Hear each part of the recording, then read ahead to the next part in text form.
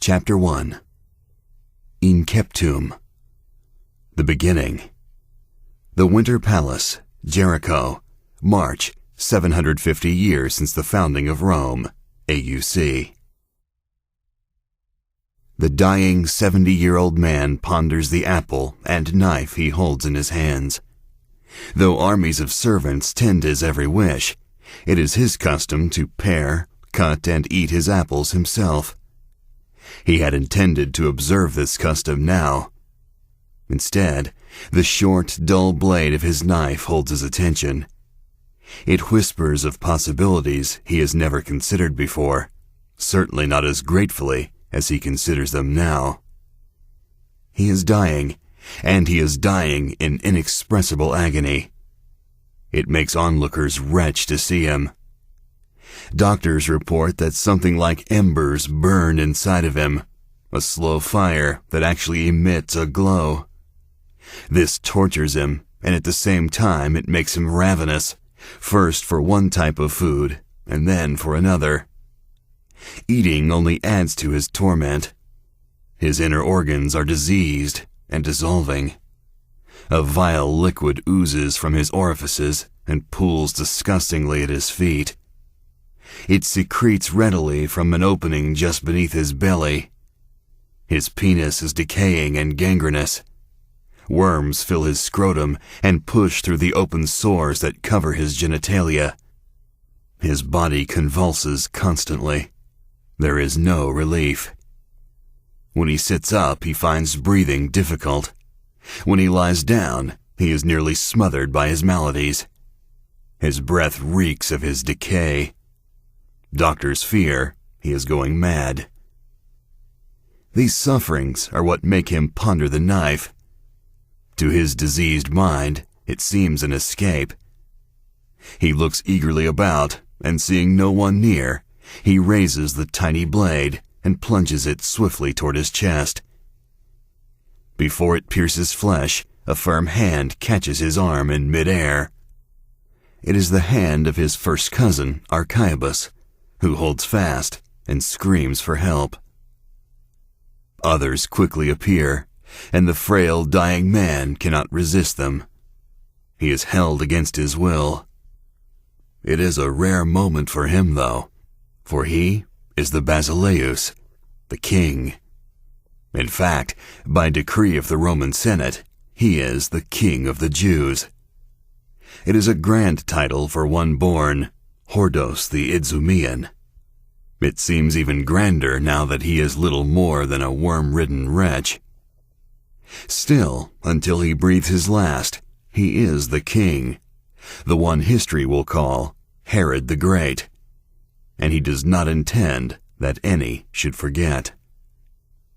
He has dedicated his life to a bloody ascent to power. In doing so, he has ground underfoot much that was once dear to him. The Roman Senate declared him king, and then gave him an army with which to capture Jerusalem. That was 4 decades ago. The Jews he was meant to rule despised him. Attempting to win their favor, he wed Miriam, a member of the former Jewish royal family. When he later suspected her of complicity in a coup, he had her strangled, and he murdered her sons. In all, he married 10 times. It has proven dangerous to be Herod's wife. During his 4-decade reign, he has killed, and killed often, murdering not only wives and sons, but also his uncle, brother-in-law, mother-in-law, and even those he called friends. Hundreds more have died by his hand. He has ordered people killed by strangulation, assassination, burning, drowning, and cleaving in half. There is more killing to come. Even in these last hours, while he putrefies and drains his life into the humiliating puddle at his feet, he orchestrates death. He already knows he will not be mourned when he dies. The thought haunts him. He has lived to be remembered. It is why he spent fortunes remaking Jerusalem into a city of the world. The temple, his palace, a variety of grand fortresses. He extravagantly constructed each so that he and his city would never be forgotten. But he has shed too much blood, has lived too treacherously. He will not be grieved. Instead, his people will rejoice when he dies. He has simply visited too much suffering upon the land. Yet he, of all who live, knows how to make sure history does not forget. Once again, he is planning murder. He has issued an order commanding the ruling men of the nation to assemble in the hippodrome. After they gather, he will have them executed. He will do this not because they have done anything deserving of death. Rather, he wants someone to mourn for something, anything, on the day he dies. He knows there will be no weeping for him, but he can at least make sure there are tears. He can, once again, cause sorrow and pain. While this slaughter nears, he also plans vengeance upon his own flesh and blood. His time is short. He is settling accounts.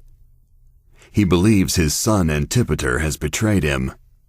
He sent a message to Rome asking Caesar Augustus for permission to execute the traitor. Herod wants to kill his own eldest child. Disgusted, Augustus refused to get involved. The king of the Jews needed nothing more. His soldiers murder Antipater and bury him in an unmarked Persian field. Augustus comments that it is safer to be Herod's pig than to be his son. These, then, are the last days of Herod the Great. Poisons of mind and body contort him. Suicide seems an escape. For relief, he plans bloodshed.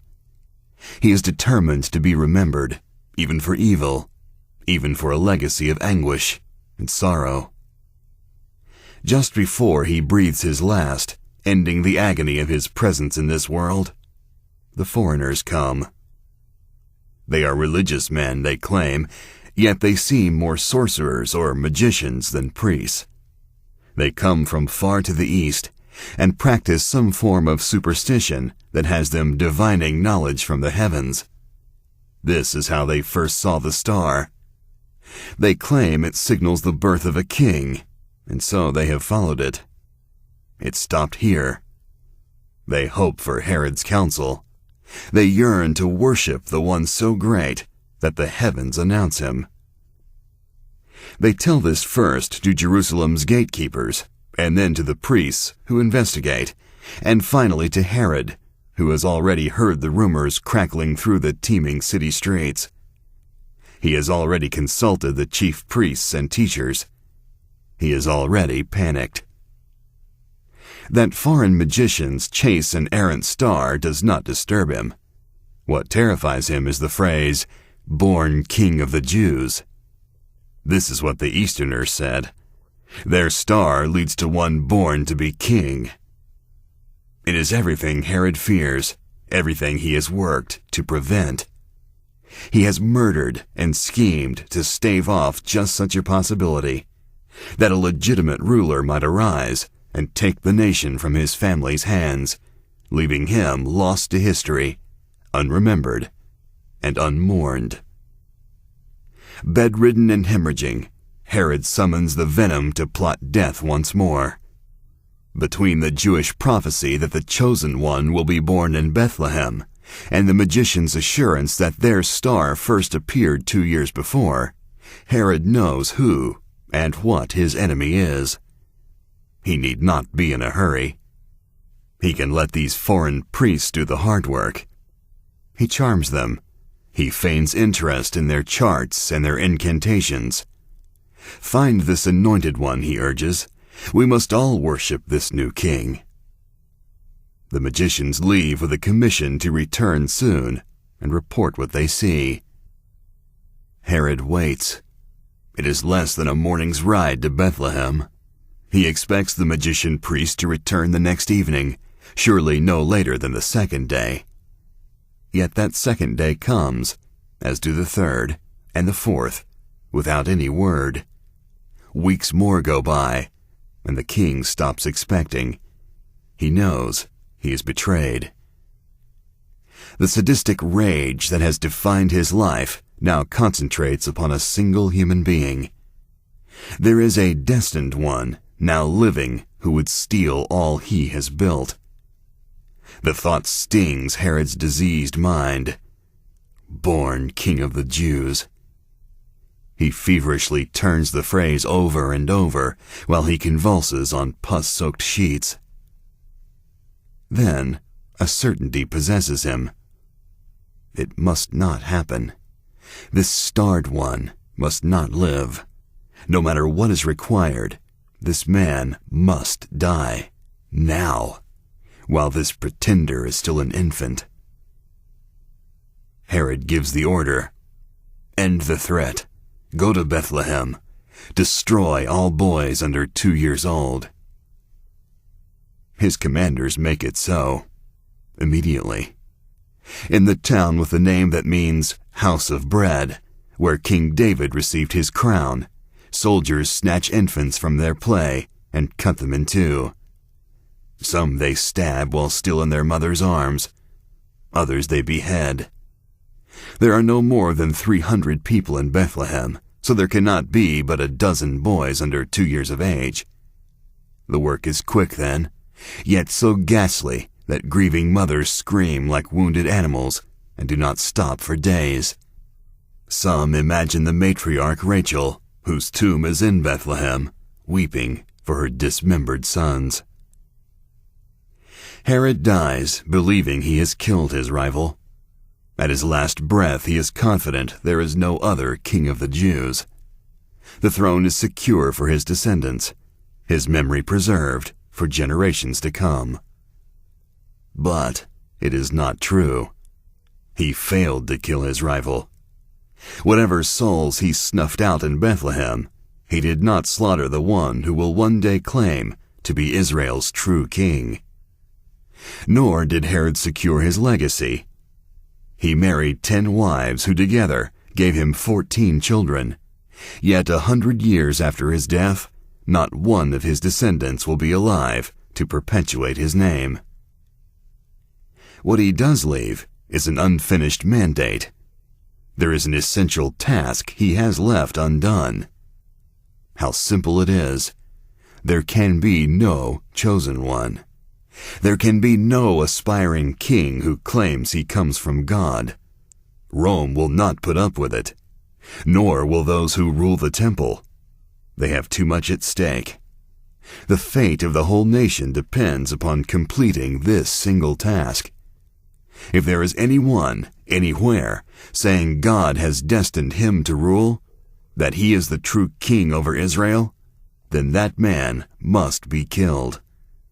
There is no other choice. This mandate embeds itself into the unspoken law of Jerusalem. The next time the opportunity presents itself, there can be no failure. This chosen one must die.